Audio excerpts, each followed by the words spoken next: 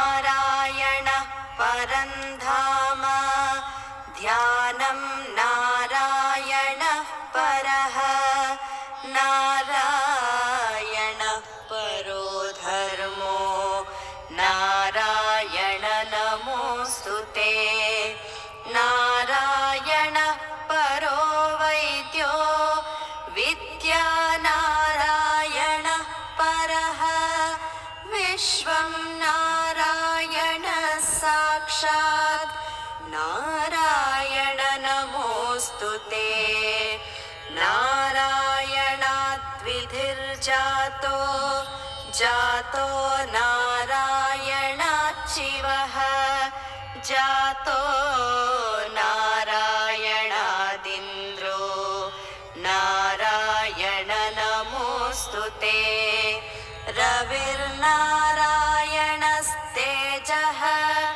चन्द्रो नारायणो महान् वह्निर्नारायणः साक्षात् नारायण नमोऽस्तुते नारायण उपास्यः स्यात् गुरुर्नारायणः परः नारायण परो बोधो नारायण नमोऽस्तुते नारायण फलं मुख्यं सिद्धिर्नारायणः सुखं सेव्यो नारायण शुद्धो नारायण नमोऽस्तुते नारायणस्त्वमेवासि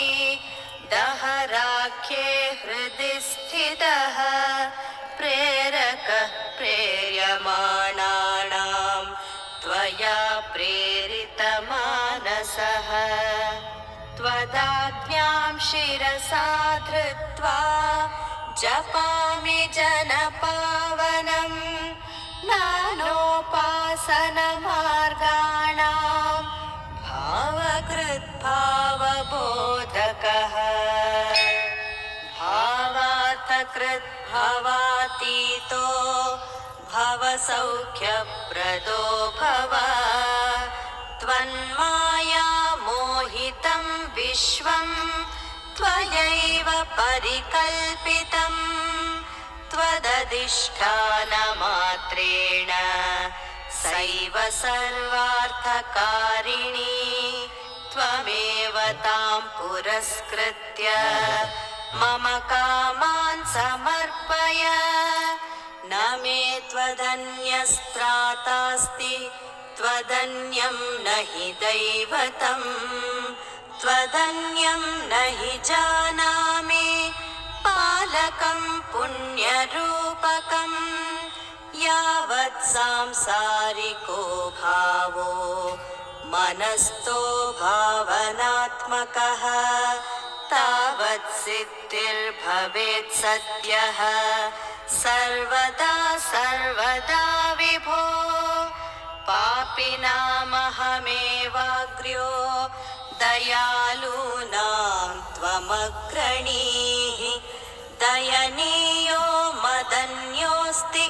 तव कोऽत्र जगत्त्रये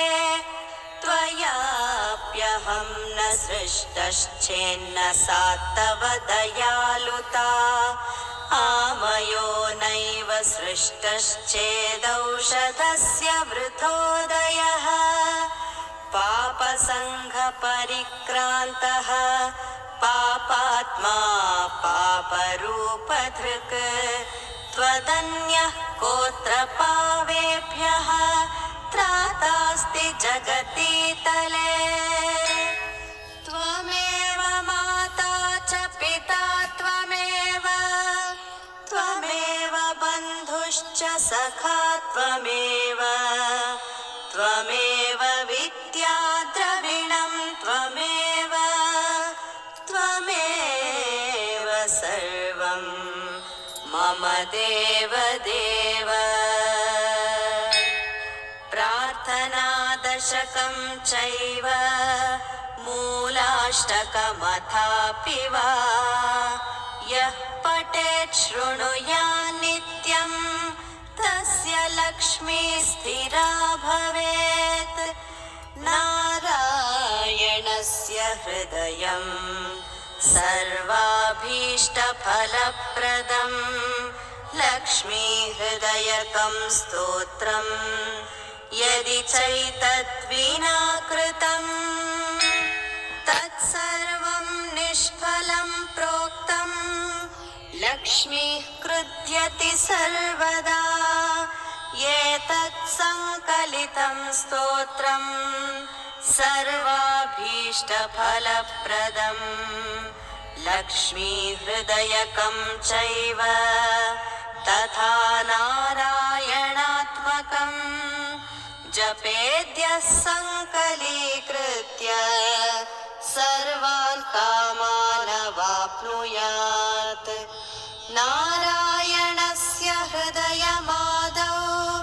जप्त्वा ततः परम् लक्ष्मीहृदयकं स्तोत्रम् जपेन्नारायणं पुनः पुनर्नारायणं जप्त्वा पुनर्लक्ष्मीहृदं जपेत् एवं मध्ये द्विवारेण जपेत् सङ्कलितं हि तत् लक्ष्मीहृदयकं स्तोत्रम् सर्वकामप्रकाशितम् तद्वज्जपादिकं कुर्यात् एतत् सङ्कलितं शुभम् सर्वान् कामानवाप्नोति ह्यादिव्याधिभयं हरेत् गोप्यमेतत् सदा कुर्यान् सर्वत्र प्रकाशयेत् इति गुह्यतमं शास्त्रम् प्राप्तं ब्रह्मादिकैः पुरा तस्मात् सर्वप्रयत्नेन गोपयेत् साधयेत् सुधीः यत्रैतत् पुस्तकं तिष्ठेत् लक्ष्मीनारायणात्मकम् भूतपैशाच वेताल भयं तत्र न जायते लक्ष्मीहृदयकं प्रोक्तम् विधिना साधयेत् सुधीः भृगुवारे च रात्रौ च पूजयेत् पुस्तकद्वयम् सर्वदा सर्वदा नित्यं गोयेत् साधयेत् सुधीः गोपनात् साधनाल्लोके धन्यो भवति निश्चितम् इति अथर्वणरहस्ये उत्तरभागे नारायणहृदयस्तोत्रम् सम्पूर्णम्।